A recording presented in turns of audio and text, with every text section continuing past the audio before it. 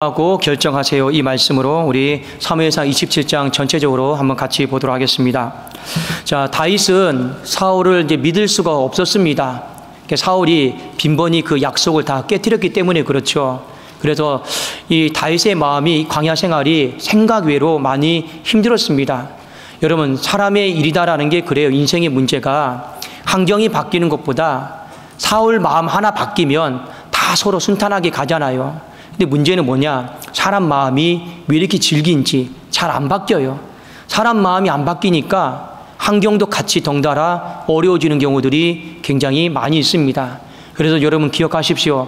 올해 표처럼 항상 내 안에 굳은 마음 제거하고 부드럽지 못한 마음이 있다라면 하나님 앞에 부드러운 마음 달라고 기도하고, 내 안에 자꾸만 엇나가고 이 불순종하는 마음이 있다라면 순종하는 마음으로 바뀔 수 있기를 우리 주님의 이름으로 축원합니다. 자, 사울만 이렇게 바뀌었다라면 오늘 큰 문제는 없어요. 근데 사울이 안 바뀌니까 다윗의 광야 생활이 많이 힘들어졌습니다.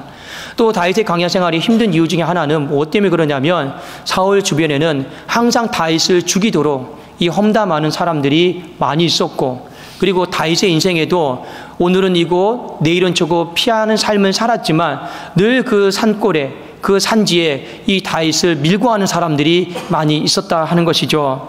그리고 더 힘들었던 건 이 다윗에 딸린 식솔들이 문제예요. 표면상으로는 싸우시는 사람들이 600명이지만 그의 가족들까지 다 포함을 하면 2000명이 넘습니다. 이 사람들이 한 번씩 이동하는 것이 결코 쉽지가 않잖아요. 그렇죠? 자, 그래서 오늘 다윗은 안전한 장소로 좀 이동했으면 좋겠다. 이 다윗의 마음을 좀 아실 필요가 있습니다. 그 안전한 장소라고 하는 건 다른 게 아니에요. 정말로 불면증에 시달리지 않을, 누군가가 와서 바스락거리는 소리만 내도 잠을 깨버리잖아요. 정말 두 다리 좀 뻗고 편안하게 좀 잘 수 있는 그곳에 좀 갔으면 좋겠다. 그래서 생각했는데 그 장소가 딱 한 군데밖에 없어요. 어디냐? 바로 적군의 땅입니다.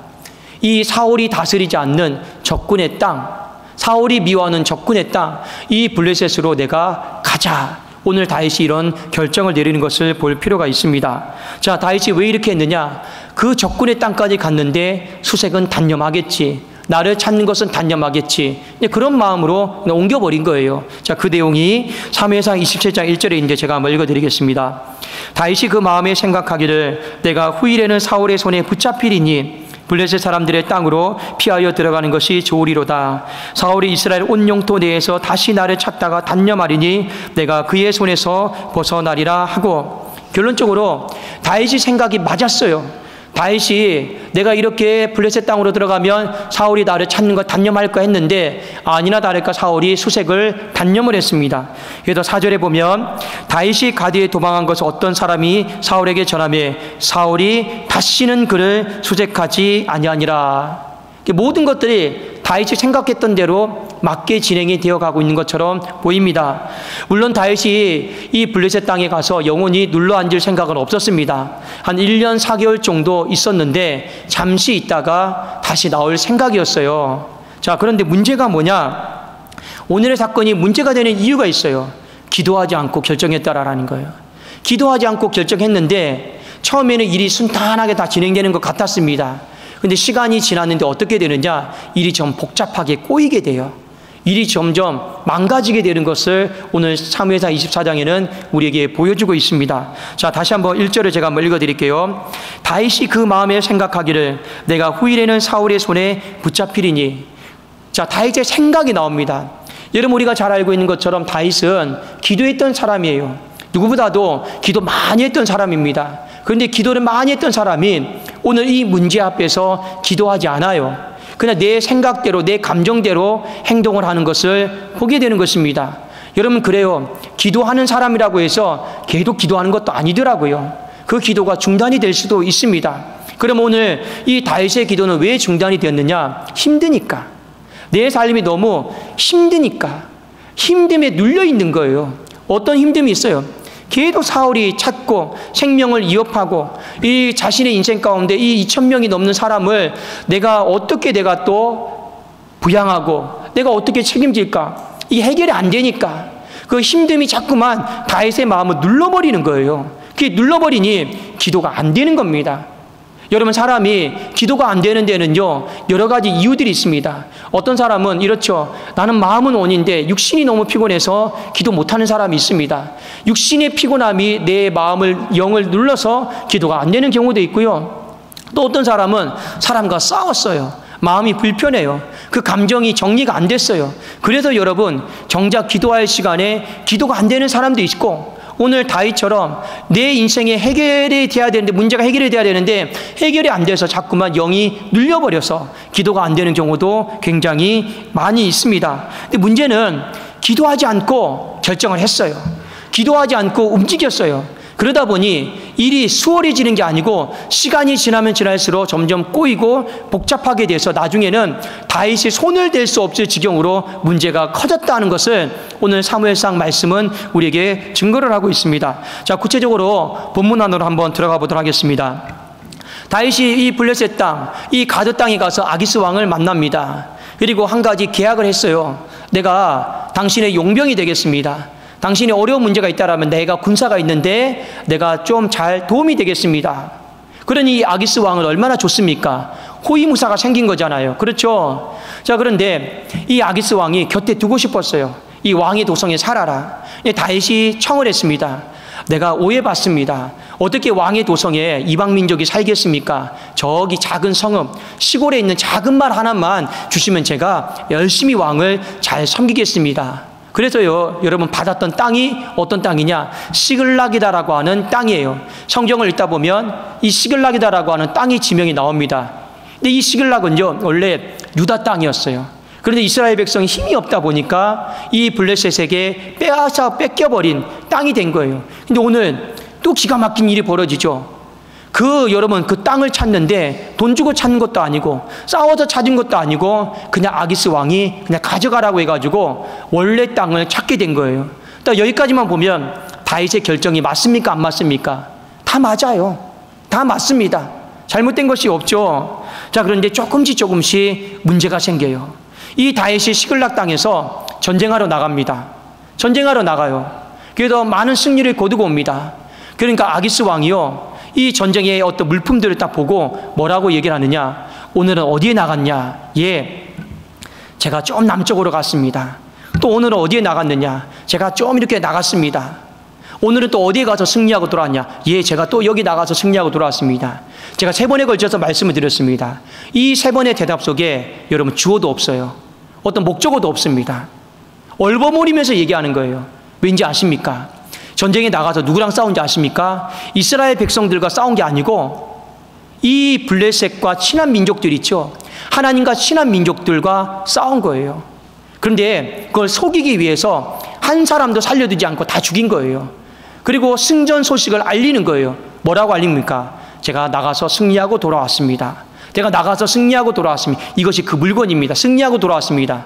여러분, 거짓말하는 사람들의, 애매하게 거짓말하는 사람 특징이 뭡니까? 얼버무리잖아요. 얼버무리면서 여러분 주어도 생략하고 목적어도 생략하고 그냥 행위만 이야기하는 게 있어요. 그게 보통 애매모호하게 거짓말하는 사람들의 특징이거든요. 지금 다윗이 그렇게 거짓말하고 있어요. 그러면서 이 아기스 왕에게는 어떻게 합니까? 신임을 얻는 거예요. 이 아기스 왕은 어떻게 생각하고 있어요? 야, 내가 사람 하나 잘 뒀다. 내가 나가서 싸워야 돼. 이스라엘 백성들을 놓고 이 다윗이 대신 싸워주네. 점점 신뢰하고 믿는 거예요. 여러분, 전략적인 어떤 판단을 다 떠나서 도덕적인 측면에서 보면 잘못된 일입니다. 거짓이잖아요. 윤리적인 측면에서 보면 이건 잘못된 일이에요. 하나님의 백성이 그렇게 하면 안 되는 거거든요. 자, 그런데 한번 말씀해 봅시다. 27장 12절에 보면 이렇게 나와 있습니다. 이 아기스 왕이 철저하게 믿어요. 거짓에 대해서. 제가 한번 읽어드릴게요. 아기스가 다윗을 믿었어요. 말하기를 다윗이 자기 백성 이스라엘에게 심히 미움을 받게 되었으니 나가서는 이스라엘 백성들과 싸운 줄 알고 있어요. 승리하고 돌아온 줄 알고 있어요. 그는 영원히 내 부하가 되리라 생각하니라. 자, 여기까지 보면 뭐 다른 거 다 떠나서 다윗이 자기 생각대로 움직였지만 결론적으로 잘 된 게 3가지가 있어요. 하나, 사울이 수색을 단념했어요. 수색을 단념하고 이제 사울이 좀 정신 차리고 나라의 일을 돌보기 시작했어요. 잘된 일이죠. 두 번째, 여러분, 무엇이 잘 됐습니까? 잃어버렸던 유다 땅, 여러분 땀 흘리지 않고 그대로 다 찾았습니다. 이것도 잘한 일이죠. 잘된 일이죠. 또 세 번째 잘된 일이 뭡니까? 하나님께서 싫어하시는 그 백성들, 블레셋과 친한 그 민족들을요, 자연스럽게 여러분 다 점령을 했습니다. 이 세 가지를만 보더라도 다윗이 1절에 내 생각에 좀 옮겼으면 좋겠다. 이것이 여기까지 생각한지는 모르겠지만 일은 착착착착 잘 되어 갔습니다. 자, 그런데 이제부터 문제가 생기기 시작하는 거예요. 어떤 문제가 딱 생기느냐? 이 블레셋의 많은 왕들이 모여가지고 이제는 우리가 사울과 결판을 냅시다. 이 이스라엘과 결판을 내서 다 멸망시킵시다 하고 이 블레셋, 이 소규모 왕들이 다 모여요.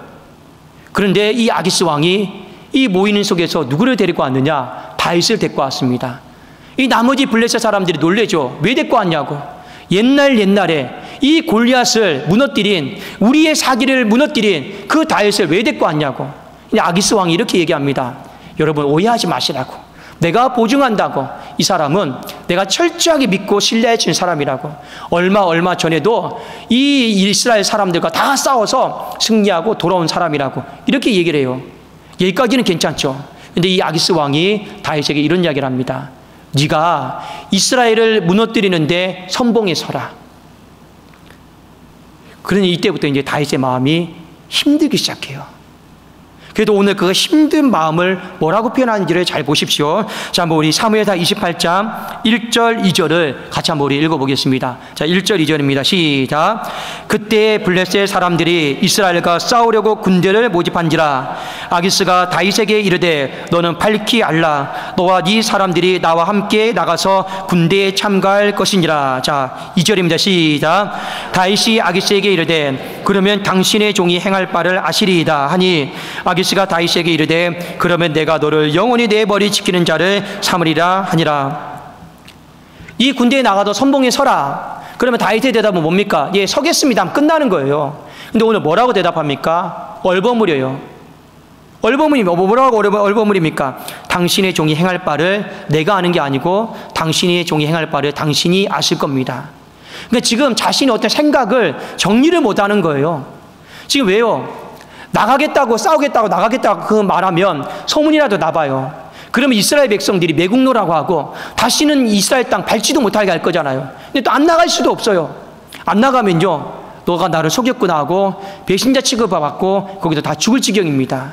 그러니까 이러지도 못하고 저러지도 못하는 인생의 여러분 절체절명의 위기가 왔습니다. 그런데 하나님이 극적으로 건져주셨어요. 극적으로 건져주셨기에 망정이지, 하나님이 안 건져주셨으면 차라리 어떤 생각을 가졌겠습니까? 내가 광야에서 조금 더 고생하고 말걸. 이렇게 여러분 결론은 날 뻔했습니다. 그러니까 일이 여러분 아주 복잡하게 됐어요. 그래도 하나님이 극적으로 건져주셔가지고 어떻게 됐냐? 이 나머지 블레셋 사람들이 우리 다윗 못 믿겠다 해가지고 돌려보내라고 합니다. 돌려보냈어요. 이 다윗의 생각, 여러분이 어떤 생각하겠습니까? 거봐라. 내 생각이 안 틀렸지? 내 생각이 다 맞지? 우리는 이런 마음으로 충분히 올 수 있어요. 그렇지 않겠습니까? 건짐을 받았으니까요. 그런데 여러분, 이 시글락 땅으로 돌아왔는데 더 큰 문제가 또 있어요. 어떤 더 큰 문제가 있냐? 잠시 자리를 비운 사이에 아말렉이 쳐들어와서 다윗의 가족들 다 잡아갔고요. 이 600명에 해당되는 군사들, 식구들요, 다 잡아갔어요. 그러니까 거기에 남아있는 여러분들 연약한 사람들이요, 다윗에게 눈물을 흘리면서 돌을 들고 죽이려고 합니다. 우리가 당신을 괜히 따라왔다고, 우리가 다윗을 괜히 신뢰했다라고, 우리 가족들 어떻게 할 거냐고, 책임 어떻게 질 거냐고, 이렇게 난리 법석이 났습니다. 그러니 인생에 또 다른 위기들이 찾아왔죠. 결론적으로 이 위기도 나중에 하나님이 뒤에 보면 극적으로 하나님이 건져주셨습니다. 여러분, 여기까지 말씀을 보면 어떤 생각이 드십니까? 내 생각대로 움직였어요. 그러면서 내 나름대로 좋은 결과들을 보았습니다. 일이 착착착착 진행되는 거, 순조롭게 진행되는 것처럼 보이시죠? 그런데 결과적으로 다윗은 외부적으로도 비극적인 결말을 맞이했고 내부적으로도 비극적인 결말을 맞이했다라고 하는 것입니다. 진짜 하나님이 안 도와주셨으면요, 여기서 인생 다 끝날 뻔했습니다. 그래서 오늘 우리 이 말씀을 통해서 주시는 교훈이 뭐냐? 저와 여러분이 조금은 더 신중해야 된다라는 거예요. 말에 있어서도 신중하고, 감정에 있어서도 신중하고, 어떤 생각과 판단과 결정에 있어서도 우리가 신중해야 된다라는 거예요. 신중해야 된다라고 하는 건 다른 게 아닙니다. 그래도 기도하시라라는 거예요. 그래도 기도하는 것이 우리의 인생의 가장 신중함을 이룰 수 있는 길이기 때문에 그렇습니다. 여러분, 인생을 살아가면서 수많은 판단해야죠. 수많은 결정들을 해야 됩니다. 그런데 내 생각이 얼마나 합리적인데, 내 생각이 얼마나 똑똑한데, 내가 본 것이 얼마나 맞는데, 우리도 얼마든지 다윗처럼 그렇게 생각을 할 수가 있는 것 같습니다. 근데 내 생각 믿고 나아가면요, 죄송하지만 처음에는 일이 순조롭게 진행되는 것 같지만 이 마지막에는요, 일이 상당히 손을 댈 수 없을 정도로 꼬이고 여러분 얽히는 경우들이 많다는 것만 기억하십시오. 성경에 보면 왜 우리가 모든 일 가운데 그래도 기도하고 결정을 해야 되느냐, 이 말씀 때문에 그렇습니다. 한번 우리 예레미야 10장 23절 말씀 띄워주실까요? 이 구절은 여러분 꼭 한번 다 찾아보시고 또 한 번 더 읽어보시면 좋을 것 같습니다. 같이 한번 읽겠습니다. 시작. 여호와여, 내가 알거니와 사람의 길이 자신에게 있지 아니하니 걸음을 지도함이 걷는 자에게 있지 아니하니이다. 이 말씀은 인생의 어떤 결정이 사람의 생각에서 나오면 안 된다라는 겁니다. 인생의 어떤 결정이 사람의 생각에서 나오면 안 되고 지도를 받아야 된다. 지도. 누구의 지도를 받아야 됩니까? 하나님의 지도를 받아야 됨을 우리에게 가르쳐주고 있습니다. 여러분, 우리 몸에 두 다리가 붙어 있어요. 이 두 다리는 무엇에 따라 움직이느냐? 내 생각에 따라 움직입니다. 내 생각에 따라 더 가고 싶은 곳 가고요, 움직이게 되어 있습니다. 그런데 성경은 경고하고 있어요. 네 몸에 붙어있는 두 다리라 할지라도 네 생각 따라 움직이지 말고 하나님의 지도를 받아서, 바꿔 말하면 기도하고 이 두 다리가 움직였으면 좋겠다는 것이 하나님의 말씀이죠. 솔직히 그래요. 여러분, 한번 이런 경우 있지 않습니까? 가끔은 내가 어느 곳을 걸어가고 있어요. 근데 여러분, 내가 어디를 걷고 있는지, 내가 지금 걷고 있나? 이런 생각 들 때 없습니까? 내가 어느 곳을 걸어가고 있는데 이런 생각 들 때 없습니까? 내 이 걸음이 맞나? 여러분, 이런 생각 들 때 있습니까? 없습니까? 한 번쯤은 다 있을 거예요. 내가 맞게 걷고 있나? 내가 어디를 향해 갖고 있지? 나도 무의식 중에 그냥 걸을 때가 있어요. 그래서 성경의 잠언서의 말씀에 보면 어떤 사람은 무의식 중에 음란한 곳을 향해 걸어가고 있어요. 무의식 중에 여러분 제약된 길로 그냥 걸어가고 있어요. 근데 이 걸음이요, 내 생각도 어떻게 보면 잘 듣지도 않아요. 마음대로 걸어가고 있어요. 설령 내 생각 속에 걸어간다 할지라도 진짜 이 걸음이 맞나? 우리는 또 의심하고 또 생각하는 경우들이 많다라는 거예요. 이게 무슨 말이냐? 그만큼 우리의 걸음을 신뢰할 만한 것이 못 된다라는 겁니다. 우리의 걸음은 지도가 필요해. 지도. 이끌어주심이 필요하다라는 거예요. 누구의 지도가 필요합니까? 바로 하나님의 지도가 필요하다라는 거예요. 그 하나님의 지도를 받는 게 다른 게 아닙니다. 바로 하나님 앞에 기도하는 거죠. 왜 우리가 하나님 앞에 기도할 수 있느냐? 이 베드로전서 5장 7절 말씀입니다. 이 구절도 상당히 중요해요. 제가 읽어드릴게요. 너희 염려를 다 주께 맡기라. 이는 그가 너희를 돌보신다 했습니다. 이 너희를 돌본다라고 하는 이 표현은 뭐냐? 하나님이 관심을 갖고 계시다라는 표현이에요. 너희 염려를 주께 맡기라 했습니다. 왜요? 하나님이 우리의 염려에 대해서 관심을 갖고 계시니까 그게 돌본다라고 하는 표현이에요. 어느 정도로 관심을 갖고 계시느냐? 일거수일투족을 정말 일일이 우리의 문제를 향해서 하나님이 관심을 갖고 계시기 때문에 우리가 얼마든지 하나님 앞에 내 염려, 걱정들에 대해서 맡길 수 있다라는 거예요. 외부의 문제든 그리고 내부의 문제든 얼마든지 우리는 하나님 앞에 맡길 수 있다라는 거예요. 여러분, 맡긴다라고 하는 거 제가 다시 한번 좀 설명을 좀 드리겠습니다. 예를 들어서 이것이 실타래라고 생각을 해보세요. 실타래입니다. 가끔씩 보다 보면 이 실타래가 엉키고 꼬일 때가 있어요. 그럼 막 풀려고 하잖아요. 근데 풀려고 하는데 희한한 게 있어요. 사람이 손을 대면 될수록 엉켜있는 것은 더 얽힐 때가 많아요. 잘 안 풀려요.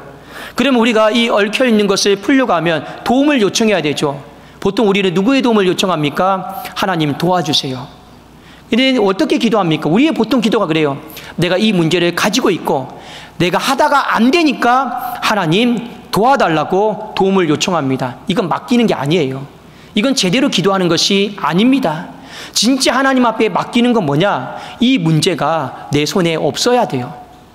누구 손에 있어야 되는 겁니까? 하나님 손에 있어야 되는 것이 진짜 맡기는 거예요. 근데 보통 우리는 내 건강도, 어머니의 문제도, 아버지의 문제도, 돈 문제도, 사람과 관계도 다 내가 쥐고 있어요. 해결이 안 되니까 하나님 앞에 도와달라고 기도에 요청을 합니다. 이건 맡기는 게 아니에요. 왜요? 여전히 이 문제는 내 손에 있으니까.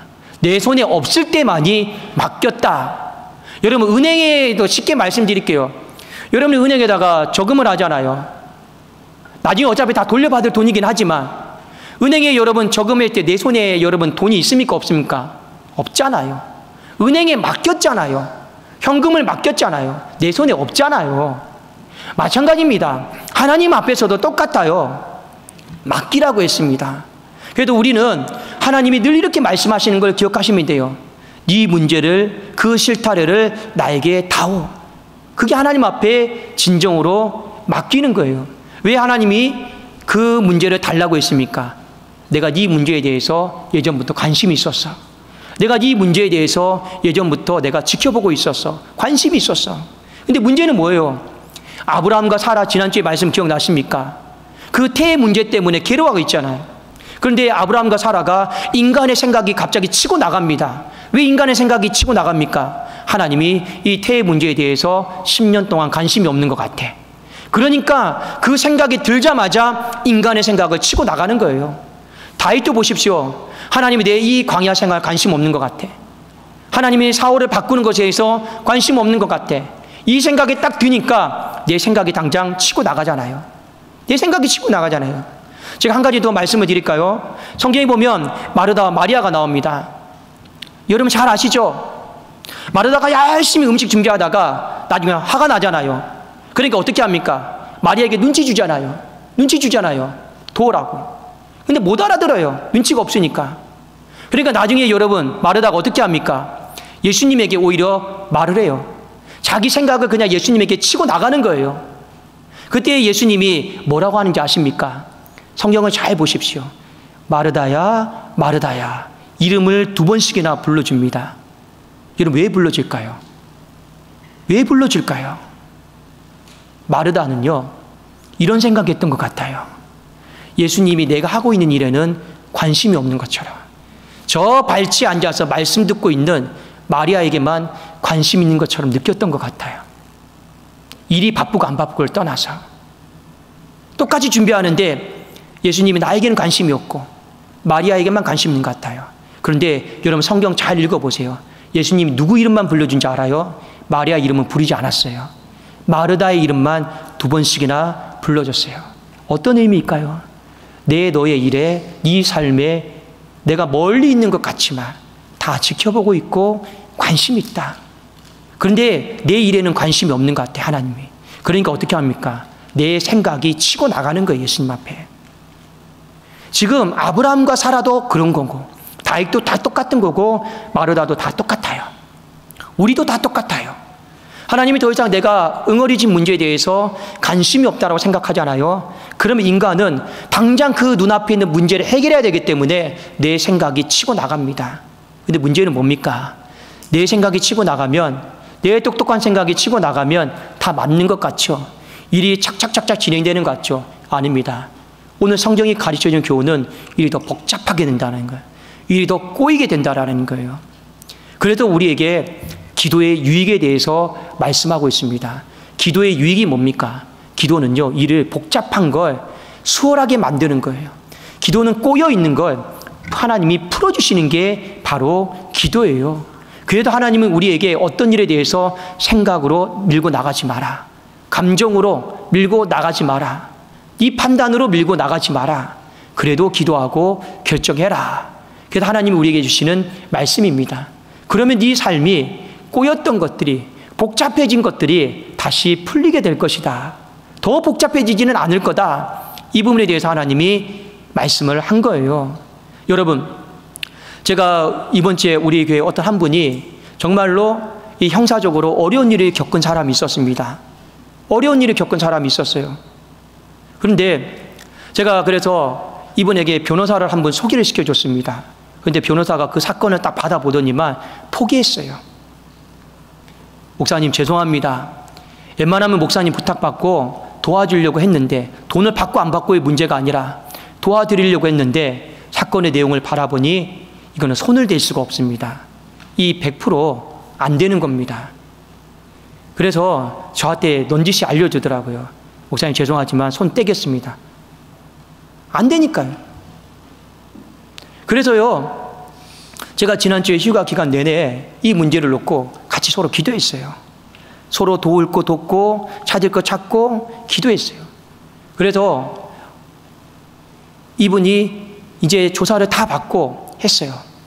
다 받고 했습니다. 그런데 아직 마지막 결과는 남아 있습니다. 그런데 은혜를 받았어요. 어떤 은혜를 받았느냐? 정말 좋은 형사를 만났어요. 좋은 형사를 만나가지고 그 형사가 그런 사정이 있었느냐? 그러면 내가 나서서 중간에서 중재를 잘 해보겠다. 내가 나서서 상대방을 잘 설득시켜서 다 치하를 하도록 내가 한번 애를 써보겠다. 여기까지 왔어요. 그리고 제가요, 그 처음에 의뢰했던 변호사에게 이야기를 했습니다. 이렇게 되었습니다. 근데 그 변호사가 이런 얘기를 해요. 목사님한테 또 한 번 더 배우네요. 그 배운다라는 말이 다른 게 아니에요. 이분 머릿속에는 법리와 어떤 현실 속에서 그 답밖에 안 보여요. 근데 목사에게는 뭐가 있습니까? 하나님 있잖아요. 기도가 있잖아요. 그러니까 이 사람은 손 뗐는데 손뗀 문제도 되네, 이걸 배웠다라는 거예요. 제가 그 말씀 드리는 거예요. 그래도 그 조사를 받고 왔던 사람이 너무 평안하게 솔직히 돌아왔어요. 그래도 형사가 그 정도까지 나서준다고 하니까 여러분 편하게 돌아온 거 아니겠습니까? 제가 그분에게 얘기했어요. 지금까지 기도하지 않고 결정해서 일이 복잡하게 만든 건 다 과거 일이라 할지라도 철야에 나와서 기도하시라고, 목요 중보기도에 나와서 기도하시라고 제가 그랬습니다. 그때 말한 대로 기도했어요. 앞으로도 계속 같이 기도하자고 했습니다. 기도하자고 했습니다. 왜요? 기도는 복잡한 걸요 단순하고, 기도는 꼬인 걸요 풀어나가게 만드는 능력이 있는 줄로 믿습니다. 그런데 이 능력을 사탄 마귀도 알아요. 아니까 어떻게 하느냐? 기도를 못하게 하는 거예요. 우리 어떤 힘듦이 있죠. 눌려서 기도 못하게 하고, 피곤해서 기도 못하게 하고, 어떤 사람은 기도해봤자 뭐하냐, 똑같은 문제를 놓고 5년 10년을 했는데 무슨 소용이 있냐, 그래도 회의감과 불신 속에서 기도도 못하게 하는 거예요. 왜 못하게 하느냐? 기도의 그 유익과 능력을 사탄도 아니까요. 그래도 오늘 이 다윗의 실패 아닌 실패를 보면서 저와 여러분이 깨달으셔야 될 게 있습니다. 다윗도 기도하는 사람이었지만 기도하는 사람이라고 늘 기도하는 건 아니에요. 목사도 때로는 지치고 힘들고 속이 상하면 기도가 막혀요. 그게 현실입니다. 인간이라서. 그런데 오늘 교훈을 통해서 우리에게 말씀하는 게 뭐가 있습니까? 그래도 앞으로는 기도하자. 그래도 우리가 기도하고 결정하면 그 기도의 유익, 하나님이 복잡한 것은 수월하게 해주실 것이다. 내 생각으로 밀고 나가면 단순한 것도 더 복잡하게 꼬일 것이다 라는 거, 하나님이 우리에게 주시는 교훈 아니겠냐라는 거예요. 우리가 이번 한 주 이 8월달을 그래도 기도하고 결정하면서 유종의 미를 거둘 수 있기를, 여러분의 인생과 가정과 삶과 교회 가운데 하나님이 복잡한 것을 수월하게 단순하게 매듭을 풀어주시기를 주님의 이름으로 축원합니다. 기도하겠습니다.